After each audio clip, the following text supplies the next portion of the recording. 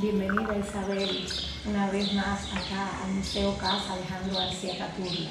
Bueno, pues encantada como siempre de poder colaborar en esta hermosa institución y de poder siempre hablar de este universal compositor nuestro, Alejandro García Caturla. ¿Tenemos un té? Sí, como no, gracias. Gracias, Sabrina. Y salud.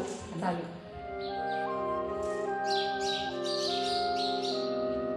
Está exquisito. Gracias.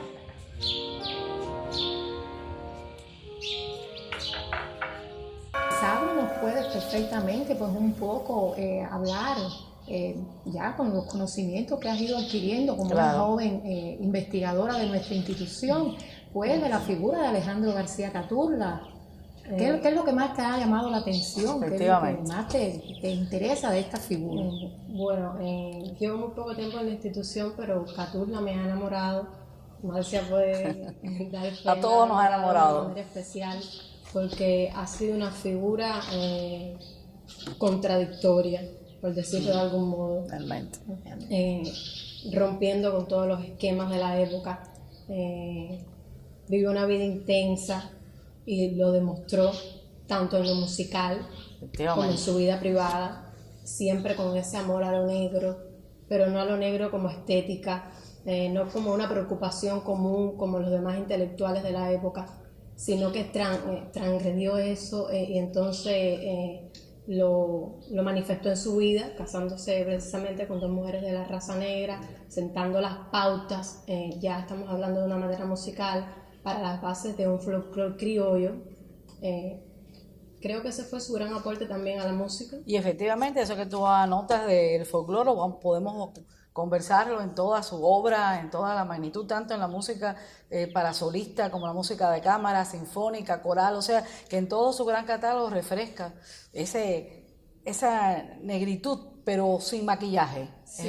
Es pura, es sabia. Así y mismo, es profunda. Parafraseando un poco las palabras de Alejo Carpentier, Caturla fue una persona con un ritmo de terremoto, nunca de relojería, una naturalidad espontánea, y entonces de esa manera se va a manifestar toda su música, siendo así que con apenas 34 años dejó una importante recopilación de obras. Dentro de ella podemos destacar la rumba, tres danzas cubanas, yambaó, primera suite para orquesta, canciones corales, Caballo Blanco, canto a los cafetales. También, Sabri, me comentabas en la revisión que realizaste para el estudio de todas estas partituras, me decías algo con relación a una partitura original. Sí, quiero aclarar que el museo no cuenta con las partituras originales de Alejandro García Caturla, ya que desde el año 1974 se trasladaron al Museo Nacional de la Música por María Antonieta Enríquez, la creadora precisamente del museo y de este museo también. Pero contamos con una partitura de valor excepcional que se la podemos mostrar más adelante. Es un danzón. Es un danzón que se llama Siento que mi alma se apague. Es una partitura manuscrita por Caturla. Es la única obra original con la que cuenta nuestra institución. Nos embullamos y nos tomamos... Sí, como no, se está exquisito. No, exquisito.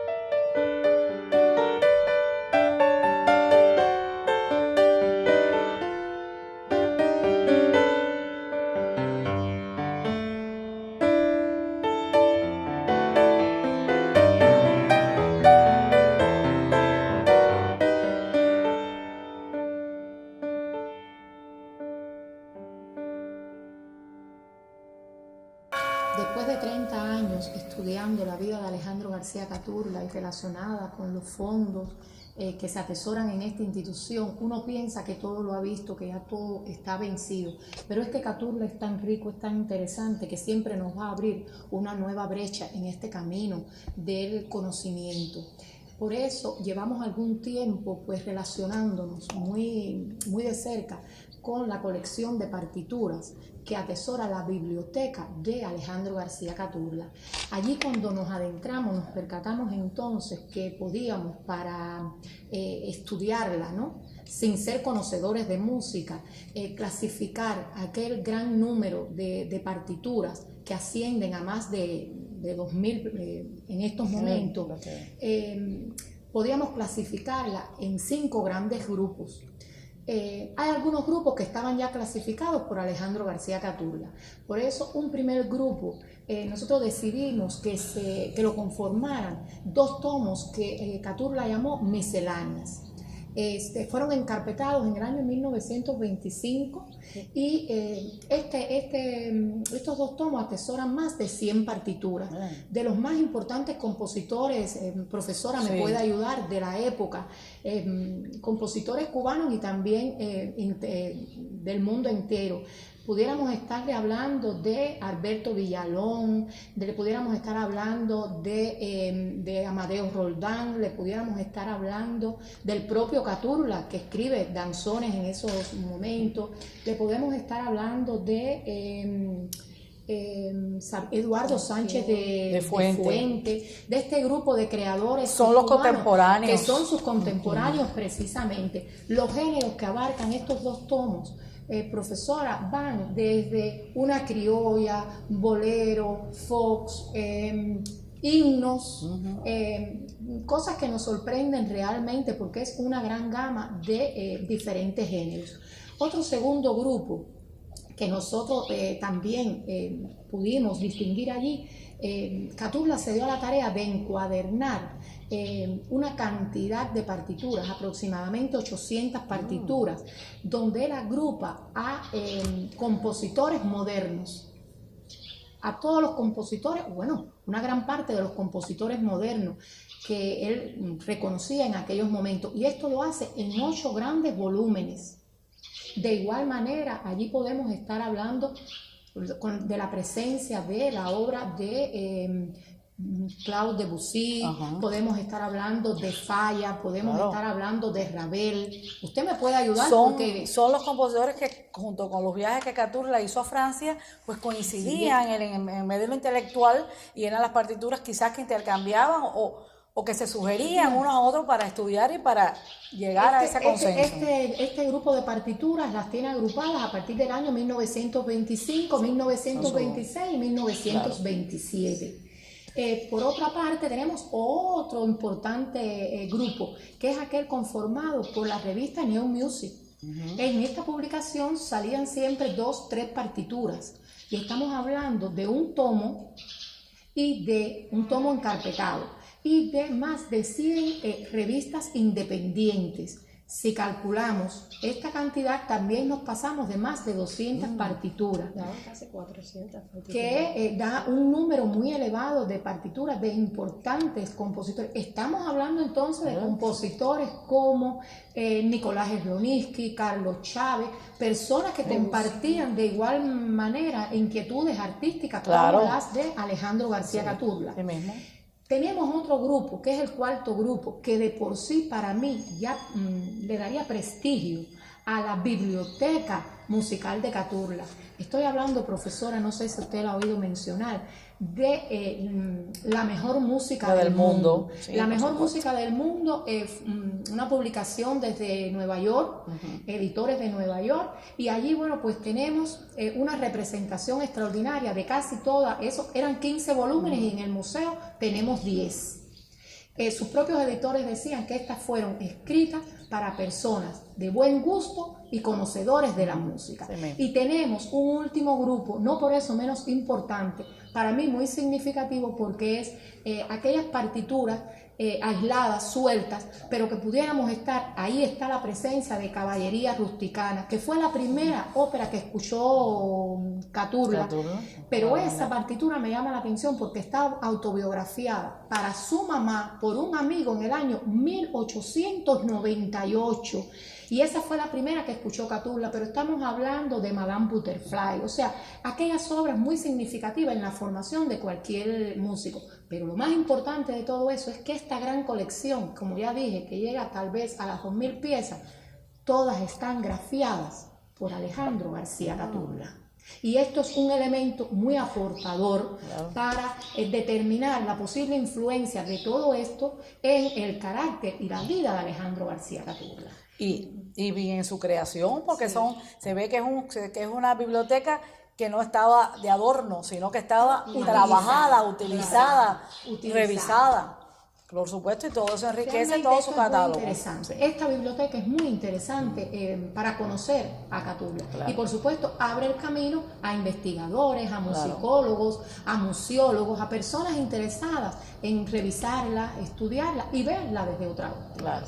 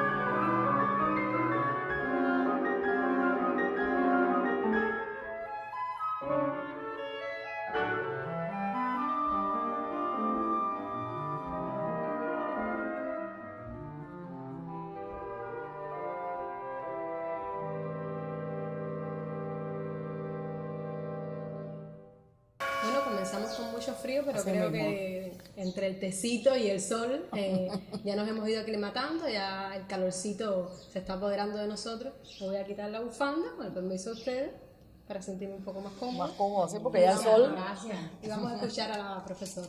Bueno, dentro de tantas buenas reflexiones que ustedes han conversado en esta tertulia, yo pienso que la década del 20, que es la que tú también hablabas de muchos de los libros que has investigado, de toda la biblioteca, Catula le va a interesar mucho escribir otro género, hacer obras que sean del mismo nombre, pero para diferentes formatos, como es el caso de la danza del tambor, de la versés, que tiene diferentes versiones con el mismo título. O sea, eso es algo bien interesante en su catálogo y no muy común. No muy común porque casi siempre, si escribo una obra para piano, pues para piano y pongo otro título para hacer otra obra, y en él se ve eso mucho, es muy, muy interesante. Y me gusta mucho este tema, sobre todo al acercarme al instrumento muy joven, relativamente, que es el saxofón. ¿Por qué? Porque el saxofón es el instrumento más joven dentro de la historia de la música, de los instrumentos acústicos y específicamente de viento o de las maderas. Este instrumento Catula le gustó siempre, porque él tocó varios instrumentos de viento, pero específicamente tocó el saxofón desde la edad de 15 años y tocaba en una jazz band, que son los formatos, las agrupaciones que tienen varios saxofones. A los 15 ya tocaba en una jazz band, pero cuando se va para La Habana a estudiar su carrera de abogado, allí también, enseguida, crea una jazz band y en él su saxofón. O sea que vemos un acercamiento al instrumento. Esa orquesta y esa banda de jazz la crea en el año 22, en diciembre, pero ya en el 23 está esa banda tocando, en el aula magna de la universidad, y después ya sale al exterior de la universidad y toca en el Hotel Miramar, en el Hotel Trianón del Vedado. O sea que quiere decir que hay una disposición para tocar este instrumento y para dirigir esa banda. O sea que es un acercamiento desde el punto de vista de intérprete. Pero después ya en el año 25 vemos que escribe una obra para saxofón y piano, para saxofón alto, que es uno de los tantos tipos de saxofones que existen en esta variedad de instrumentos. Y la escribe y se la dedica a Alberto Roldán, o sea, al hermano de Amadeo Roldán, Alberto Roldán. Y se llama Melodía Disonante. Y es una obra de carácter lento, muy profunda, y el nombre lo dice, bien disonante, bien contemporánea. Y después ya, años después, escribe la versés. Usa ese nombre que muchísimas veces lo repite posteriormente, y esa es una obra para un formato muy singular, que es 7 instrumentos, es un septímino, que en ese caso eran 5 saxofones, o sea, la gama entera de los saxofones y 2 clarinetes. Esta es una obra que cambia de tempo, comienza un poco más lenta, después va más rápida, con una importantísima variedad ritmática y melódica. Pero en ese mismo año de 1927, Catula versiona la danza del tambor, que ya se conocía, pianística, y que se había estrenado en España. Bueno, pues él la versiona para 7 saxofones. Bien difícil. Y pensemos ahora mismo, no existe en Cuba ninguna agrupación de 7 saxofones. Fíjense qué contemporaneidad desde el punto de vista sonoro, no solo desde el punto de vista de partitura, sino buscando una nueva sonoridad junto con la nueva ritmática, con el nuevo trabajo melódico. Y esa versés es preciosa desde el punto de vista ya cuando uno la puede disfrutar.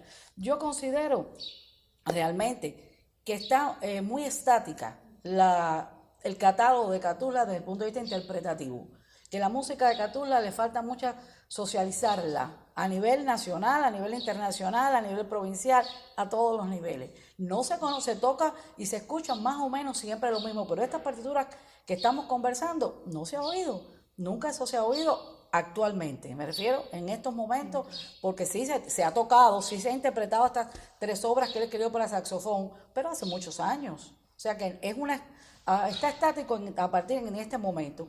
Fíjense, si es el saxofón también, yo encontré esto como un dato curioso que ustedes a lo mejor me pueden hablar más. Escribió un danzón, hablando de danzones, que le pone el saxofón de cuco, Sí, existe. Entonces, claro que a lo mejor yo no he investigado, no sé quién es Cuco, pero pienso que sea un personaje popular.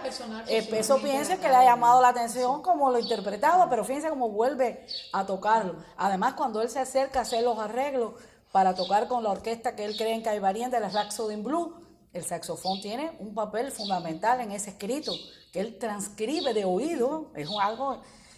Bueno, como solo él podía hacer, es una cosa así, realmente, y escribir, o sea, que se acerca muchas veces a este importante instrumento muy contemporáneo, y que no todos los compositores a nivel universal lo están utilizando. Así mismo pasa con el género de la ópera. Catulla escribe una ópera, Manita en el suelo, sí. Con el tema del folclore, aquí todas estas tradiciones. Sin embargo, utiliza todos los medios vocales e instrumentales, pero utiliza un retablo de títeres. Algo que en ese momento era bien novedoso en el mundo. Lo había usado Igor Stravinsky en Petrushka y lo había usado Manuel de Falla, que usted ahorita lo mencionaba, lo había utilizado con la obra Maese Pedro. Y como Catulla ya lo trabaja, o sea, él logra llevar nuestro catálogo, nuestra música a un plano totalmente moderno y a un momento puntual a nivel internacional. O sea que Catulla logra esa caracterización en nuestra música, siempre empleando lo raigal, lo folclórico, lo típico, y lo repito, lo dije al principio, sin maquillaje, de una forma muy exacta. Realmente hablar de Catulla nos apasiona a las 3 y bueno, podríamos estar hablando y conversando, ¿verdad? En esta tertulia, ojalá vamos a reunirnos nuevamente y poder seguir conversando de otras miradas en estos vitrales de la música de Catulla.